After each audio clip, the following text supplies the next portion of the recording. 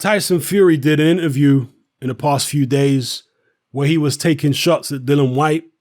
He was basically goading Dillian Whyte and kind of, mocking the fact that Dillian Whyte can't get a title fight at the moment. Well, he had the opportunity against AJ, obviously, but mocking his old WBC situation, making fun of him is what Tyson Fury was doing.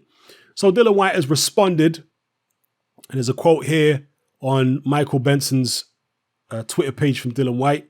Whyte said, "I'm sick and tired of all this talking. Come find me. Last time we were in a boxing ring together, you were on your ass. So stop talking right now. I've got Rivas to focus on. I will fight you anywhere, anytime, in or out of the ring." So those are the words of the body snatcher Dillian Whyte. I've been on record as saying that, yes, Tyson Fury talks a lot of rubbish and lies frequently, but he tells the truth sometimes as well. And it all comes down to, your ability to discern truth from lies. And when Tyson Fury said that he dropped Jarrell Miller several times in sparring, I came out in several videos and said that I believe Tyson Fury. I think that that's one occasion where Tyson Fury is telling the truth. He said he dropped Jarrell Miller a load of times. When I looked at Miller's responses, he wasn't outright refuting what Tyson Fury said. He tried to make some joke about Tyson Fury. "Oh, I saw Fury humping a sheep once. Does it mean you're going to believe it?" That's not that's not refuting what Fury said.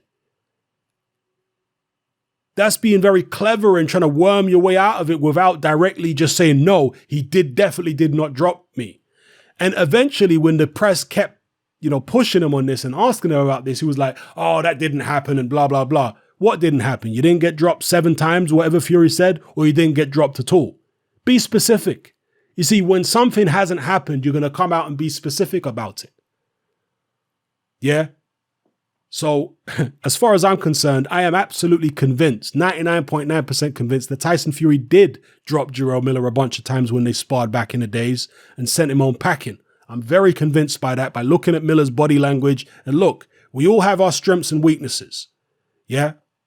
I've got plenty of weaknesses in general, but one of my strengths is my ability to read people. And I'm telling you now, and I was saying it before Jarrell Miller failed a drug test, that Miller did get dropped by Fury. I could tell by his body language that he did. I could tell by the way Fury said what he said and the way Miller responded. And now we know Miller is an outrageous liar. I mean, he's topped even Tyson Fury in the lying stakes. The way he's still lying right now about the whole PED scandal. Trying to make out as, "Oh, it was because of my elbow," and his man, what a load of rubbish. This guy is a barefaced liar with absolute audacity, because he was there prior to, the failed AJ fight, accusing AJ of being on stuff. And as he sat there, he was, having stuff injected into him during his training camp. Outrageous, all right? So I believe Tyson Fury in the Jarrell Miller situation, that is one occasion where I'll say, I think Fury's telling the truth. And it's Miller who's lying.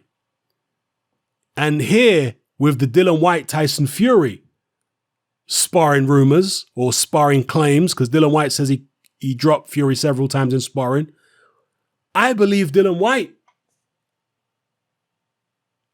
Can you read these people? Can you read their body language, the things they're saying, the things they're not saying? Because I feel like I can. And from what Dillian Whyte is saying, I think he did drop Tyson Fury several times in sparring. Fury has never come out and flat out refuted it. He never has. I've seen some people, post screenshots of tweets where they claim Fury has refuted it, but he never did. So I think Dillian Whyte did drop him a bunch of times. It was certainly a long time ago. They sparred around the time when Fury had just fought Nevin Pikage. They sparred then, and they also sparred when Fury was preparing for the failed fight against David Haye. So I'm not sure on which occasion Dillian Whyte dropped him. Obviously, Dillian Whyte here is claiming that it was the last time they were in the ring together, which would indicate that it was for the David Haye camp. But Tyson Fury was a very, very useful fighter by the time that David Haye camp came around. Yeah, I know he just, been life and death with Steve Cunningham, but still, he was a very, very useful fighter around that time. And the best shape I've ever seen Tyson Fury in was for the David Haye camp.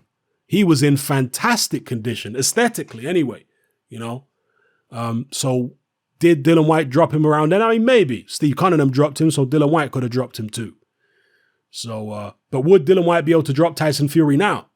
One of the things I pointed out in my Tyson Fury Tom Schwartz post-fight video is that Schwartz actually caught Tyson Fury with a couple left hooks. Now, obviously, Fury was being more gung-ho against Schwartz than he would against a top-level opponent.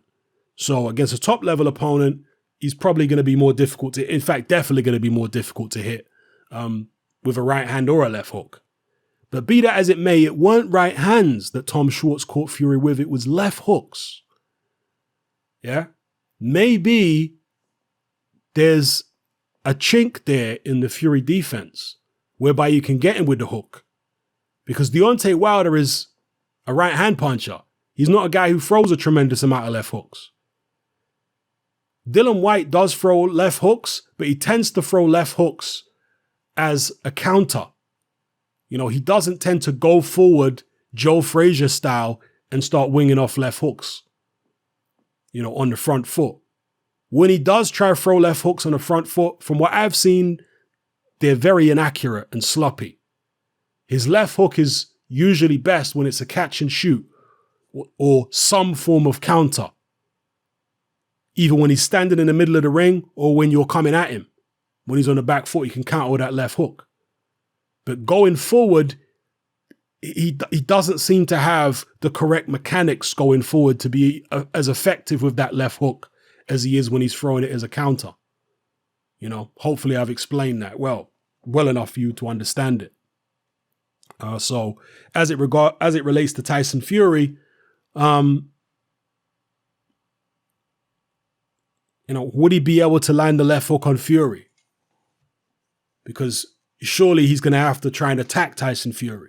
Surely Fury's going to box on the back foot and move and, what have you. That's how I imagine Tyson Fury would do it. If Fury engaged in a toe-to-toe slugfest with Dillian Whyte, maybe he could get caught. Maybe Whyte could remind him what it felt like to touch the canvas when they were in sparring that time, But again, if I had to bet of an outcome in a Tyson Fury Dillian Whyte fight, if it were to happen anytime soon anyway, because look, the heavyweight landscape changes all the time. Sometimes fighters can take a loss or take a beating and it shatters their confidence, and then opponents who you would have picked them to beat before, you change your mind because circumstances are different. But as it stands right now, if Fury and Dillian Whyte were to fight anytime soon, I'd be picking Fury all day long and twice on Sunday. Yeah, 7 days a week, twice on Sunday, I'd pick Tyson Fury, probably on points against Dillian Whyte. But I like Dillian Whyte's confidence. He obviously has gained a lot of confidence from those sparring sessions that he had with Fury for those couple camps. So we'll see what happens if Dillian Whyte can get past Oscar Rivas. And I personally think he will. I think Rivas is a very, very tough customer. And, an upset I don't think would surprise anybody, to be honest, because there's a lot of people picking Oscar Rivas. A lot of people in the comment section of my videos and a lot of people in my Facebook group, a lot of people are picking Rivas to win and to knock Dillian Whyte out. So it wouldn't be a massive shock if Rivas did win, but I see it as kind of a 60-40 in favor of Dillian Whyte, maybe even 65-35. Yeah. I think Whyte's going to do it probably on points. So anyway, let me know what you guys think about all the points I've raised in this video. It's happening out. Join me on Patreon. I upload a minimum of 2 podcasts every single week, covering a wide variety of controversial topics, as well as live stream Q&A sessions. Take a look on screen right now at some of the podcasts I've produced so far. For just $3 a month, the equivalent of about £2 a month, you get access to all my new podcasts and my entire back catalogue of past podcasts, including my popular Confessions of a Nightclub Bouncer series. You can listen on your computer or on your smartphone or tablet by downloading the Patreon app from the Google Play Store or the App Store for free. The Patreon app also allows you to download each podcast in MP3. For less than the price of a cup of coffee, you get access to dozens of hours of exclusive content. It's easy to sign up, there's no contract, and you can cancel at any time. So come and join our community of free and critical thinkers by signing up with me here on Patreon today.